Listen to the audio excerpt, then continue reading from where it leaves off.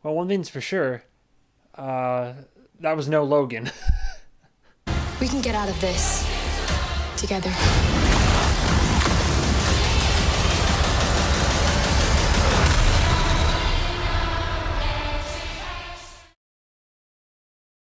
So we have the New Mutants, which came out in 2020, again this year. So this is a new release once again. I don't know what to say.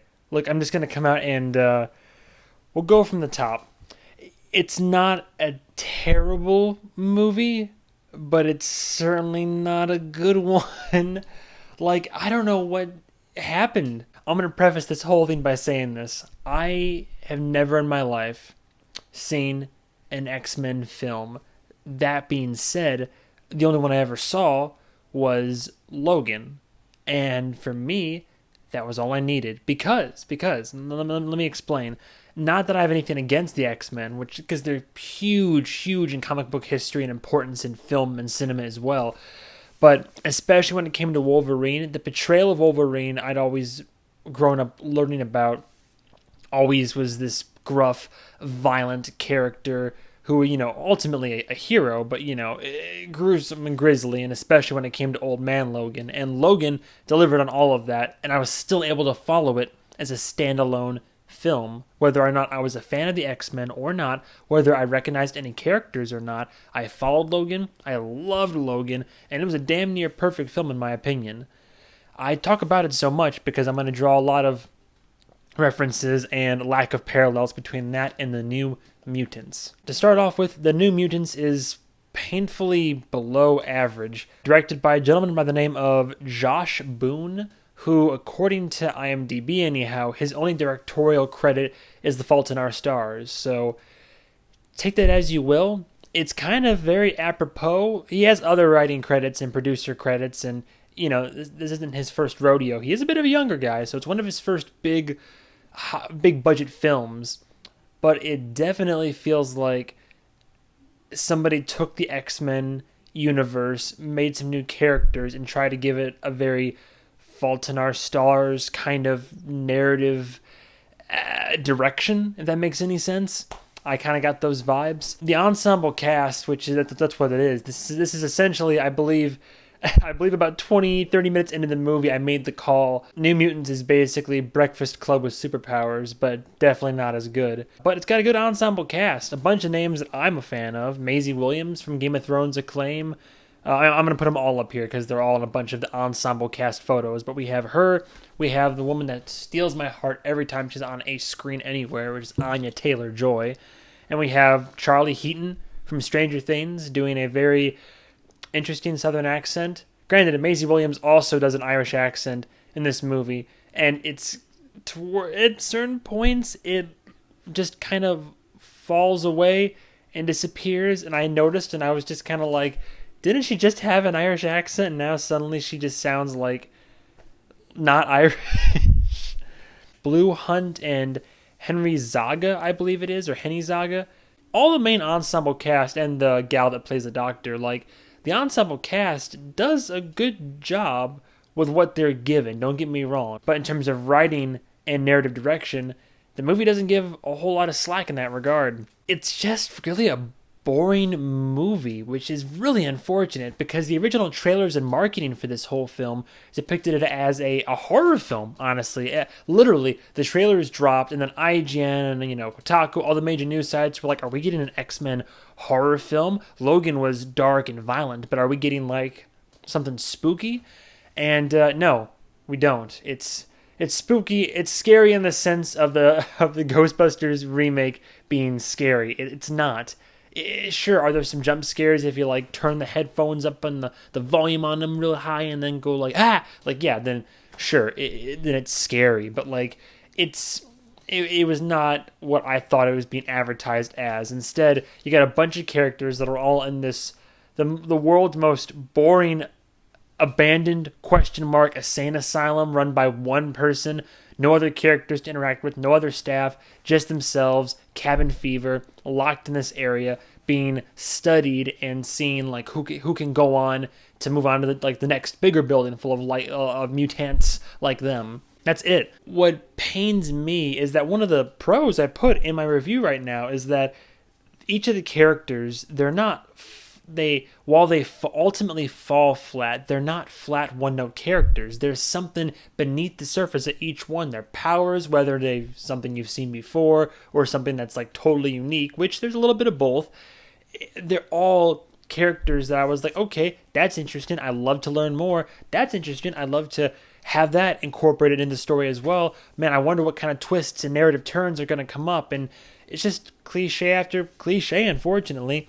There's just, it's a bunch of conflict and a bunch of, young adults that just aren't getting along at first and all butting heads. Then eventually they each have a moment with the main character where they open up emotionally and talk about what happened to them, yada, yada. And just, again, not that I don't care, but it's just very cliche and not very enticing. I didn't make an emotional connection to anybody, not even the main character, not the side characters. I felt no consequence. I felt no weight. I felt no emotion. Maybe I'm a cold, heartless monster. I don't know. Maybe there are people out here that'll swear by this movie and talk about how much they love it.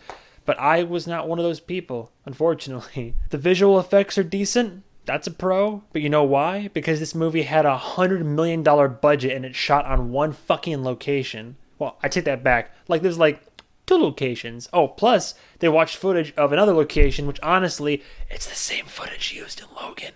I don't even watch the X-Men movies.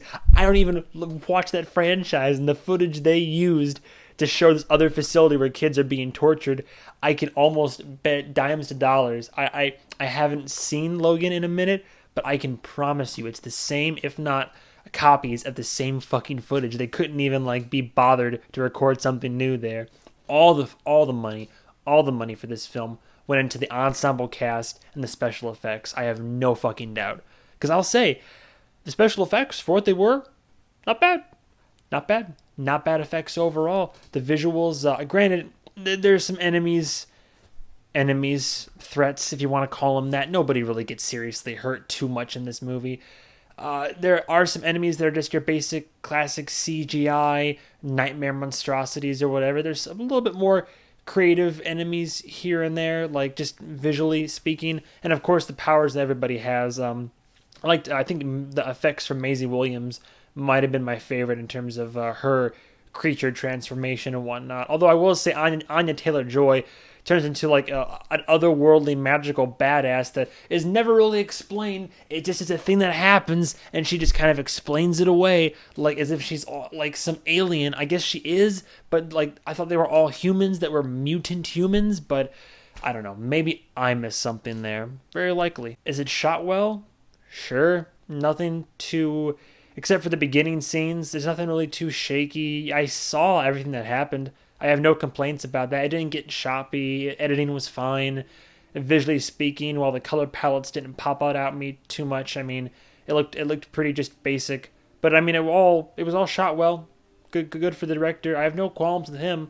I just wish that this movie just didn't feel so average. I didn't even know what to do with my hair for this one. I just literally was like, you know what? I'm just going to do whatever for this one because this movie just made me feel nothing. I don't feel upset. I don't feel angry. I just feel devoid of what could have been a potentially unique experience with these in a world where I assume it takes place after the events of Logan, after most of the mutants have all been wiped out, that the new mutants, these new characters who are now going to be thrust into the world of the X-Men now, but something new and a horror X-Men movie where I don't even know.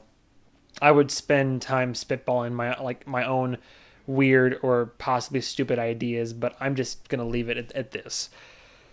End of the day, New Mutants released in 2020. I would give a 2 out of 5. Honestly, is it terrible? No, it's not a terrible movie. Terrible movies terrible movies like The Grudge or something like that. That's what I reserve terrible for. I know I keep harping on that all year, but seriously though. And The Lodge came pretty damn close, but I don't recall what it was. The Lodge had some redeeming factor to it that I gave it credit for. This isn't a terrible movie, it's just a bad one. It's just it felt below average.